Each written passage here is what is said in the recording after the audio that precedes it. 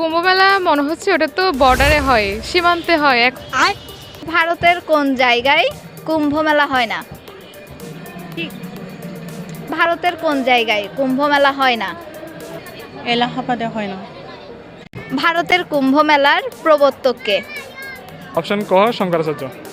ভারতের কোন জায়গায় কুম্ভ মেলা হয় না? এলাহাবাদ।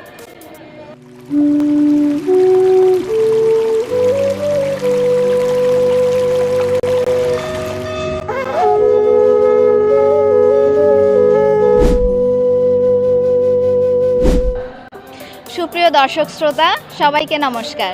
আমি তৃষ্ণা আপনাদের আমন্ত্রণ জানাচ্ছি সনাতন টিভির বিশেষ কুইজ শো সনাতনকে জানুন অনুষ্ঠানে। সনাতনকে জানুন কুইজ শোর সিজন 2 এর প্রথম পর্বে আজ আমরা এসেছি চট্টগ্রামের ঐতিহ্যবাহী মন্দির প্রবর্তক শ্রীকৃষ্ণ মন্দিরে। এই কুইজ শোর প্রত্যেকটি পর্বে 3টি করে প্রশ্ন করা হবে, আর প্রত্যেকটি প্রশ্নের সঠিক উত্তর দিয়ে আপনারা জিতে নিতে পারেন আকর্ষণীয় পুরস্কার। দর্শক, ভারতের প্রয়াগরাজের 3 নদীর মোহনায় বর্তমানে চলছে ঐতিহ্যবাহী কুম্ভ মেলা। প্রতি 12 বছর পর পর এই কুম্ভ মেলা অনুষ্ঠিত হয়, আর এই ঐতিহ্যবাহী কুম্ভ মেলার ছোঁয়া লেগেছে বাংলাদেশের প্রত্যেকটি সনাতনের মনে। আজকে আমাদের এই পর্বটি সাজিয়েছি এই মহাকুম্ভ নিয়ে। আজকের এই পর্বে মহাকুম্ভ নিয়ে 3টি প্রশ্ন করা হবে আপনাদের, আর এই প্রশ্নের সঠিক উত্তর দিয়ে আপনারা জিতে নিতে পারেন আকর্ষণীয় পুরস্কার সনাতন টিভির পক্ষ থেকে। দর্শক, তাহলে আর দেরি কেন, চলুন বেরিয়ে পড়ি আমরা বিজয়ীদের সন্ধানে।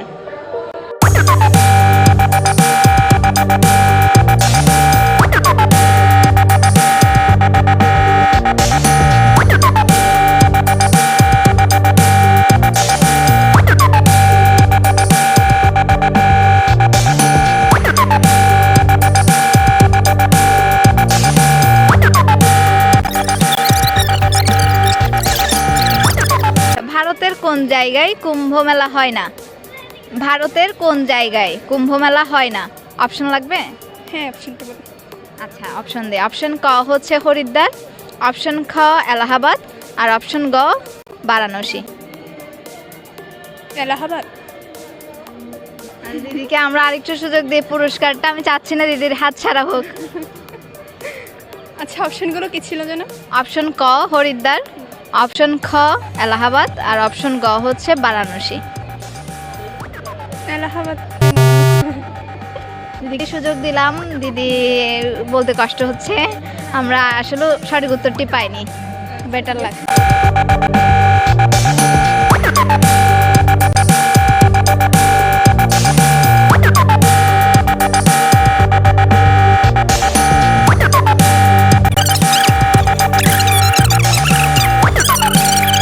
প্রতি কয় বছর পর পর এই কুম্ভমেলা অনুষ্ঠিত হয়?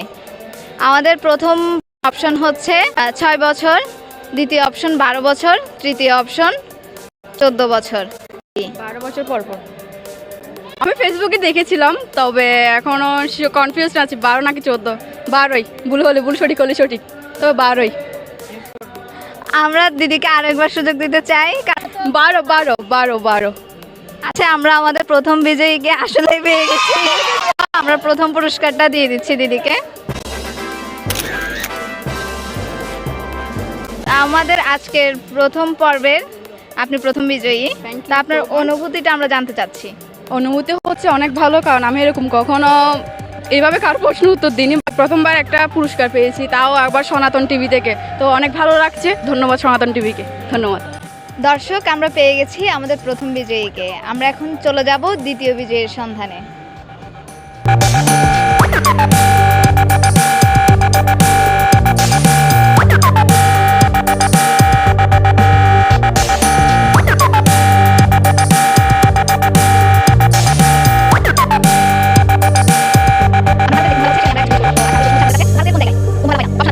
ভারতের কোন জায়গায় কুম্ভ মেলা হয় না? অপশন ক হরিদ্বার, অপশন খ এলাহাবাদ, আর অপশন গ হচ্ছে বারাণসী। এলাহাবাদ মেবি। আমরা চাচ্ছি যে দিদি আসলে পুরস্কারটা নিয়ে যাক, তো আমরা কি আরেকটা সুযোগ দেবো আপনাকে? আপু দিদি আরেকটু 3টা অপশনে প্লিজ আরেকবার রিপিট করেন। আচ্ছা, অপশন ক হচ্ছে হরিদ্বার, অপশন খ হচ্ছে এলাহাবাদ, আর গ বারাণসী। One Varanasi one Haridwar.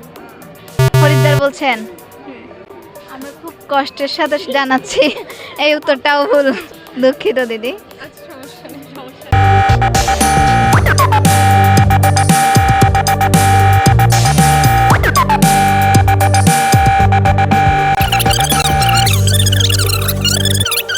আমাদের প্রশ্নটা হচ্ছে ভারতের কোন জায়গায় কুম্ভ মেলা হয় না?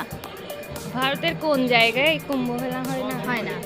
অপশন ক হরিদ্বার, অপশন খ হচ্ছে এলাহাবাদ, আর অপশন গ হচ্ছে বারাণসী। এলাহাবাদ। আমরা দিদিকে আরেকটু সুযোগ দেই। অপশন ক হরিদ্বার। ছিল হরিদ্বার, খ এলাহাবাদ, গ হচ্ছে বারাণসী। বারাণসী। আচ্ছা দিদি, যাক, দিদিকে বেশি কনফিউজ করব না। আমরা আমাদের পুরস্কার বিজয় পেয়ে গেছি, আমরা তার হাতে পুরস্কারটা তুলে দেব। আমি অ্যাকচুয়ালি ভাবতেও পারি না এখানে এসে এইসব হবে, সো অনেক সারপ্রাইজড। দর্শক, আমরা পেয়ে গেছি আমাদের দ্বিতীয় প্রশ্নের বিজয়ীকে। এবার চলে যাই আমরা আমাদের শেষ প্রশ্নের বিজয়ীর কাছে।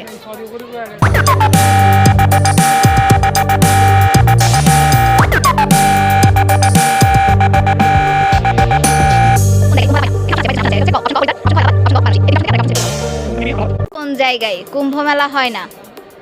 অপশন ক হরিদ্বার, অপশন খ এলাহাবাদ, অপশন গ বারাণসী। এটা মেবি আলাহাবাদ।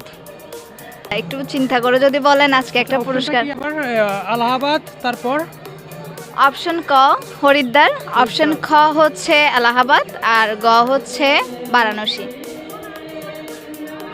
আলাহাবাদ কনফার্ম। আসলে উত্তরটা আমরা নিতে পারছি না, এটা সঠিক উত্তর না, দুঃখিত দাদা।